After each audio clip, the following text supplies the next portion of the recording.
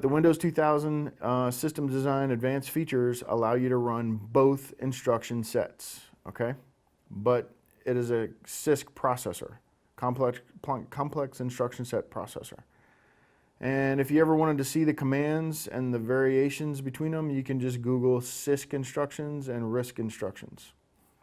RISC and CISC. Symmetric multiprocessing, so SMP, support for multiple processors.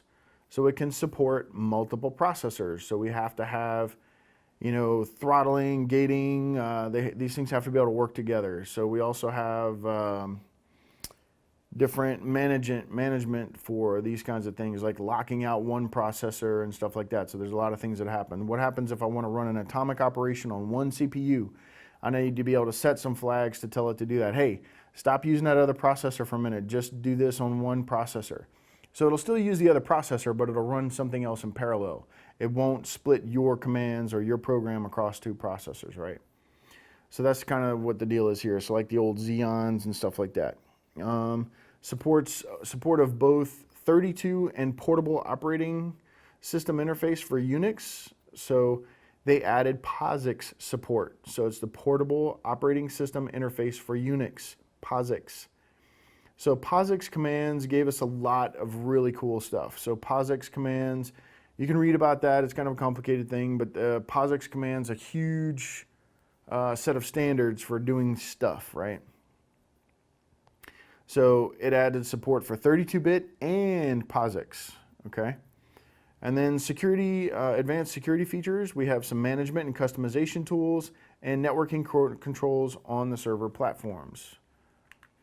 So kernel mode, so this is the protected mode stuff. So we have user mode and kernel mode. User mode is the purple at the top. We have the kernel mode, which is the green at the bottom. And then we have the hardware, which is represented by the blue box at the bottom. So in user mode, we have Windows 32-bit applications, POSIX applications, and we have workstation service, server service, and security services. And then we had those tightly coupled with the Windows 2000 Executive. And then we have environmental subsystems that handle Win32 and POSIX stuff. And then we have the kernel mode drivers. So the Windows 2000 Executive can have kernel mode drivers or no kernel mode driver application. And then both of them will talk to the hardware abstraction layer, or the HAL, and then they interact directly with the hardware as needed. The hardware abstraction layer, so the HAL, so let's talk about what that is. Or we did talk about what that is, right? It's the first step of hardware abstraction that there is, the very first one. Then you get into kernel mode drivers and then the executive. The further up you go, the more abstraction you have. Then we have the Windows 2000 Executive. We discussed that, right? How the interface is there. So we have the integral subsystems and we have the environmental subsystems.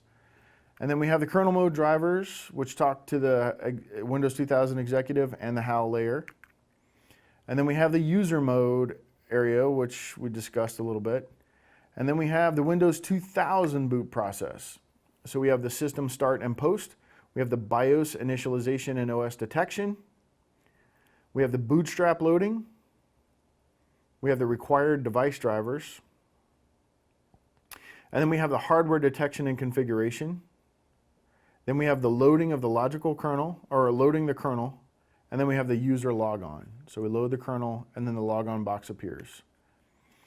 And then the Windows registry. The technician must understand how the registry works. And we also call this the hive. It's the registry or the hive. And we use configuration tools to make changes to the registry, like regedit, for example.